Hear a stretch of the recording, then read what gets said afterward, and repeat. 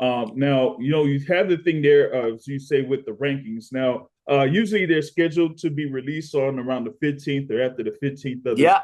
So you don't necessarily have to go into like any specifics with that. But is there like any update on the championship situations? Um, yeah, as you mentioned correctly, ordinarily we publish our ratings on a monthly basis on the 15th, maybe a little bit thereafter, before, but Mm-hmm. that's basically the normal date on a monthly basis.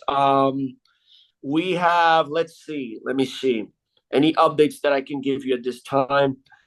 At 105, Colazo is fighting. He's doing a voluntary fight, most likely in a re-up season event in New York. Okay. In 108, Rene Santiago he was the mandatory for Iwata, so he's in a voluntary stage. In 112, Olascuaga, he did a voluntary, so his mandatory is coming up. 115, 115 is Kafu. He's fighting Jesse Bam Rodriguez. They're doing a unification now in Texas. 118, Yoshiki Take is doing a voluntary. Thereafter, he has to fight Christian Medina, the number one rated contender, as a mandatory. He's a Mexican.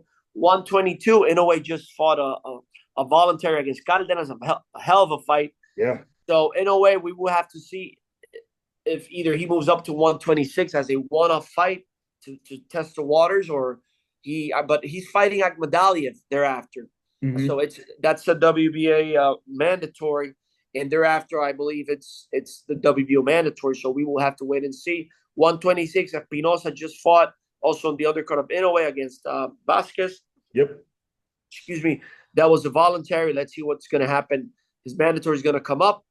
130, Vaquero against Suarez. That was a war. Yeah. I'll ask about that there a Yeah, little later. The current situation in that particular case is the commission render a ruling. They ruled they know a technical decision per the scorecards. Navarrete was ahead at the time of the stoppage. He won via technical decision. Thereafter, there was some footage that was released from another angle. The commission will convene on June 2nd. They're going to review this new evidence, and they're going to make a final and definitive ruling on that matter. If they modify their original ruling, and now it's going to be a rule that no contest, which was reported by different boxing outlets, media outlets. Mm-hmm. That does not mean that the WBO is impaired of issuing another relief, like ordering a rematch. So what we cannot do is change an official result registered with the commission, Right.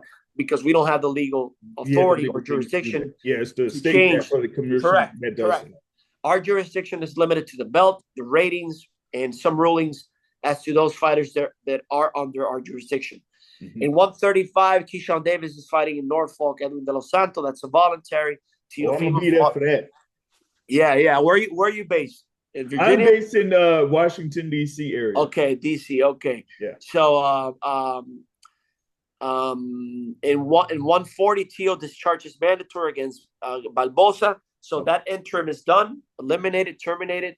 147, Norman is fighting Sasaki, a voluntary. Thereafter, he's got the mandatory. 154, yesterday I tweeted that Top Rank Golden Boy and Sanford Promotions agreed. Zayas against Jorge Garcia Perez, the first two available in the 154 ratings, are fighting for the vacancy. 160, Johnny Beck did a voluntary. We have to sort out that situation as to the mandatory. It's our turn in line. 168, Canelo fought Skull. He's fighting Crawford. 175, we have Callum Smith as the interim. He's requesting the enforcement of the mandatory. Most likely, the committee will deny that request because it was foreseeable that the trilogy would take place between Beterbiev and Bivol, and we had sanctioned the interim originally between Boati and Hutchinson under specific conditions whereby the committee would reserve the right to order the mandatory, the interim against the full champion at the appropriate time, because it was announced or reportedly announced that Better Bivol had a contractual rematch, and now Bivol won. Now they're going to do the trilogy. So in the best interest of boxing, I'm inclined to recommend to the committee that they allow the trilogy to take place instead of forcing the mandatory, because that benefits everyone in boxing, most importantly the fighters. Mm-hmm. So in cruiserweight, Ramirez fighting Dolticos, that's a unification. I mean, a WBA mandatory, and the heavyweights, Usyk Dubois, the unification. Parker's the mandatory. We enforced that fight, but the parties agreed on allowing the unification, and also the WBO had condition in the rulings that if the unification, that type of unification, undisputed, would benefit all the components or stakeholders of boxing, and we would allow the unification to take place or take precedence over the mandatory.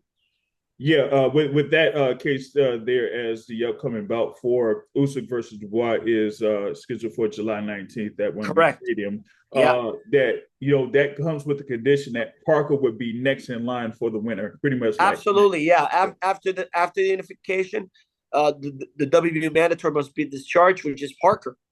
Remember, Parker, he's a mandatory. He's got the key to the lock. So most likely, Team Parker, Frank Warren, and the Usyk camp, Dubois. I mean, Usyk and Dubois camps. All those parties agreed amongst themselves. Those are private agreements or affairs that I don't get involved with. Right. And to allow the unification, but at the same time, the committee had ruled that if striving to serve the best interests of boxing, a unification would always take precedence unless that mandatory was way or long overdue. You get me? Gotcha. All right. So that's a great run through of the whole situation there with the WBO championships thing. I thought, you just went through it like clockwork there, man. That was awesome. That was great. Now,